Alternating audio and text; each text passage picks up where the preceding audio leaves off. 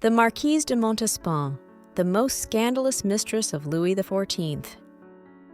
Scandals, ambition, and untamed desire, welcome to the court of Louis XIV, the Sun King. In a world of lavish decadence, one woman's name became synonymous with power and controversy. Françoise Athénaïs de Montespan, better known as the Marquise de Montespan. Today, we'll delve into the life of the most scandalous mistress of the 17th century, whose story rocked the foundations of the French court. Born in 1640 to a prominent noble family, Françoise Athénaïs grew up surrounded by privilege. Her father, the Duke of Mortemar, ensured she had the finest education, instilling in her a love for literature and philosophy. Her wit and charm became evident early on, earning her the nickname Athénaïs, after the Greek goddess of wisdom. She was destined for more than a quiet life in the countryside. Ambition carried Françoise to the glittering court of Louis XIV. Initially serving as a lady-in-waiting to Queen Maria Theresa, she quickly stood out. Known for her dazzling beauty, sharp humor, and an uncanny ability to command attention, she was admired by many, envied by others. But Athénaïs didn't just want admiration. She wanted power. Her moment would soon come. In 1667, Athénaïs caught the eye of Louis XIV. The king, known for his love of beauty and brilliance, was enchanted by her wit and magnetic personality. Françoise became his mistress, but not just any mistress. She was named the Mistress en titre, the official royal favorite. This position brought with it power, wealth, and influence like no other. Athénaïs reigned not only over the king's heart, but also over the court itself.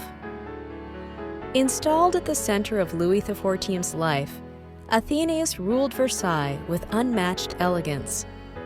She hosted extravagant parties, commissioned works of art, and surrounded herself with poets, artists, and philosophers. Her influence extended beyond the court as she shaped royal decisions and secured positions for her allies. At the height of her power, many called her the true Queen of France. But with such power came dangerous rivals, jealous of her hold over the king. Despite her outward splendor, rumors began to swirl. Athénaïs's enemies whispered that she used black magic to maintain her hold over Louis.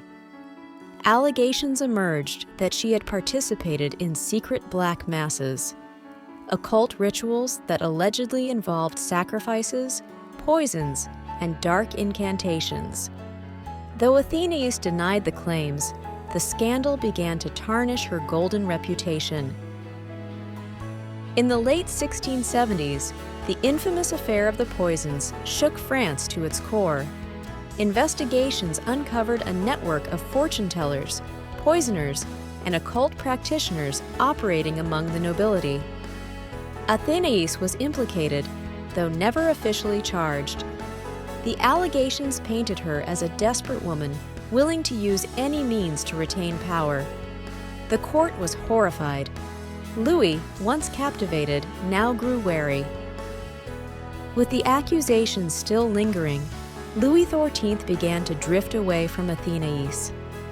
The king's affections turned toward Madame de Maintenon, a pious and discreet woman who offered him serenity in contrast to Athénaïs's fiery and scandalous nature.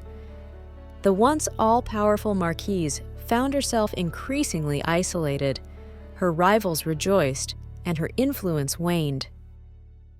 By the early 1680s, Athénaïs's reign as the king's mistress had come to an end. She left Versailles and retreated to a private estate, where she lived a quieter life. In her later years, she turned to religion and devoted herself to charitable works. She funded hospitals, schools, and orphanages, seeking redemption for a life marked by excess and controversy. Though removed from the center of power, her presence still loomed large in the collective memory of France.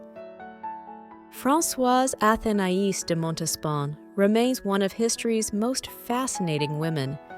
She was a symbol of ambition and excess, a cautionary tale of power and scandal, but also a figure of resilience.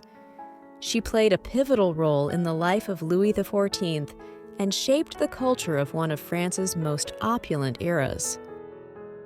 So, who was Athénaïs?